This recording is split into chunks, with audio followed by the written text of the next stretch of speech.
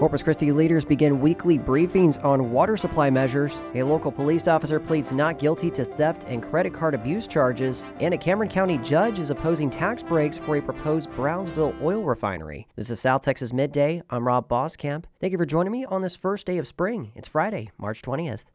Corpus Christi City Manager Peter Zanoni told local media Friday that major progress had been made on new water sources, the first time in more than 30 years that Corpus Christi is bringing on entirely new sources, not just infrastructure. The Western Groundwater Well Field received a key Texas Commission on Environmental Quality permit this week and is already providing about 5 million gallons per day, or MGD, into the Nueces River. It's expected to increase to 13 MGD by the end of April, 21 million by the end of May, and to 26 MGD by midsummer. City Council has approved about $1 billion in water supply projects that will add a total of 76 MGD. We've had a tremendous week. We have brought on more water already, 5 million gallons more as of Wednesday. We are foregoing a curtailment in Lake Texana, which will help us. We continue our planning efforts on this level 1 emergency just to make sure if we have to get into it that we're very prepared. I've applauded our region many a times because of our ability to manage catastrophes and be prepared for them in case they come here, like a hurricane. And so we know how to do it. We just have to get planned up and readied up for this one if it does happen. We're not saying it's going to happen, but I want to make sure that this community and this organization and this region is ready in case we do have to get into it. We can't not talk about that because it's easier not to talk about it. We have got to talk about it, and we have a lot of plans already. The meeting also covered the Evangeline Groundwater Project in San Patricio County, future seawater desalination projects such as the Barney Davis Power Plant in District 4's Flower Bluff, and detailed Level 1 emergency planning is in the works to strengthen regional water security. The briefings are live streamed at 10 a.m. Fridays beginning today on the city's official YouTube channel. The city recently announced an outreach campaign for regional communities, which will include social media informational videos and conducting town hall meetings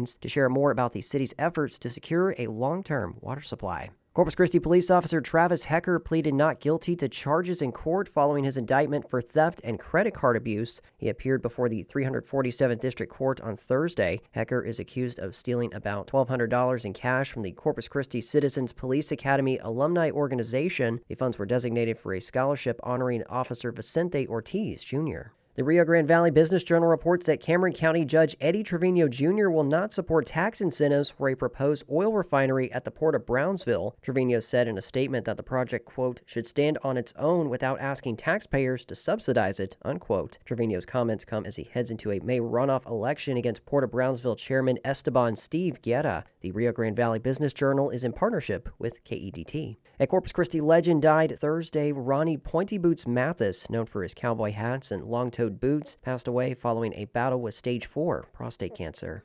A federal immigration judge has ended the asylum case for 5-year-old Minnesota boy Liam Conejo Ramos and his family. Texas Public Radio's Jerry Clayton reports. The young boy made national headlines when he and his father were detained in Minneapolis and sent to the detention center in Dilley. Liam's family, including his 13-year-old brother and parents, were seeking asylum when immigration judge John Burns ended their case, which would eventually mean deportation to Ecuador. The Department of Homeland Security has attempted to fast-track their deportation. Attorneys for the family say they are appealing the judge's decision. Democratic U.S. Representative Joaquin Castro also vowed to keep fighting for the family to remain in the U.S. Castro called the decision by the judge both wrong and cruel.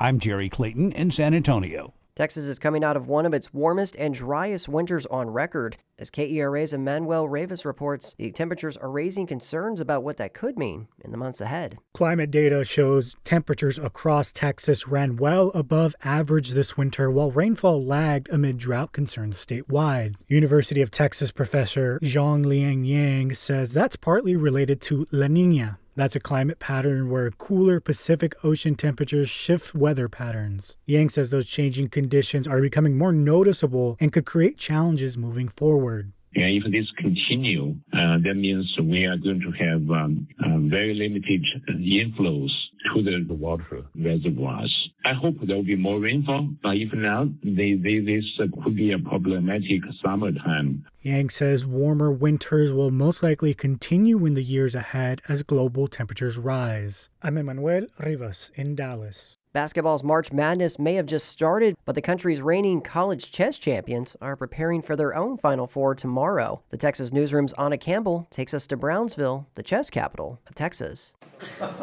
Good game, guys. About 600 million people play chess around the world, but only 2,000 can call themselves grandmasters. And at least 5 of them live here, in the chess capital of Texas, Brownsville. The southernmost tip of the Rio Grande Valley, Brownsville is a little slice of paradise. Green parakeets roost in the palm trees that sway gently in the ocean breeze. Maybe you know it for a different reason. It began with a critical New York Times piece about the growing mess at the Mexican border. And the immigration crisis on the U.S. southern border. But around the world, Brownsville has earned a different reputation. I affected my community in a very positive way and affected thousands upon thousands of kids and parents through the magic of chess. Born in Brownsville in 1956, José Juan Guajardo, or JJ, learned how to play chess at a young age. That was the era of Bobby Fischer and things like that. Like a lot of Mexican Americans of his generation, JJ was looked down on in school because he spoke Spanish.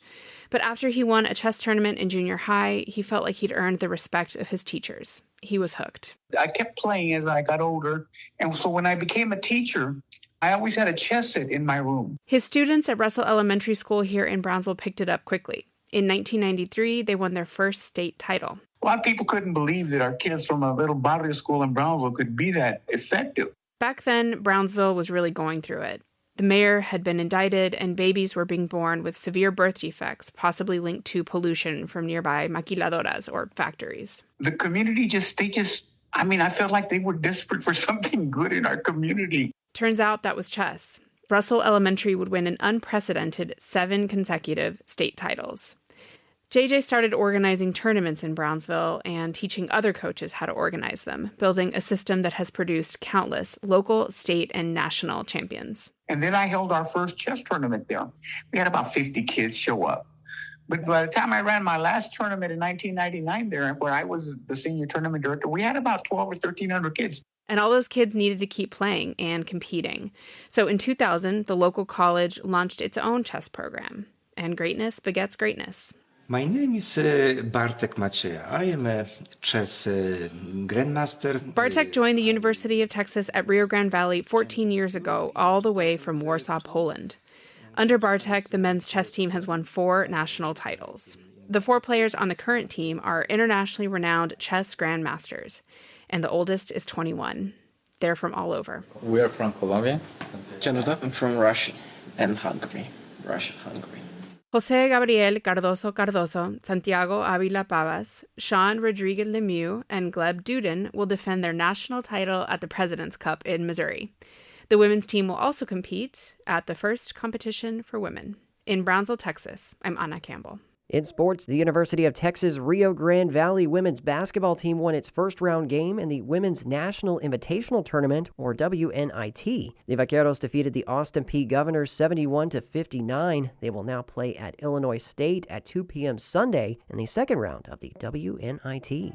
And that is the latest news and information on South Texas Midday. I'm Rob Boskamp. Your community arts calendar and more is on the way.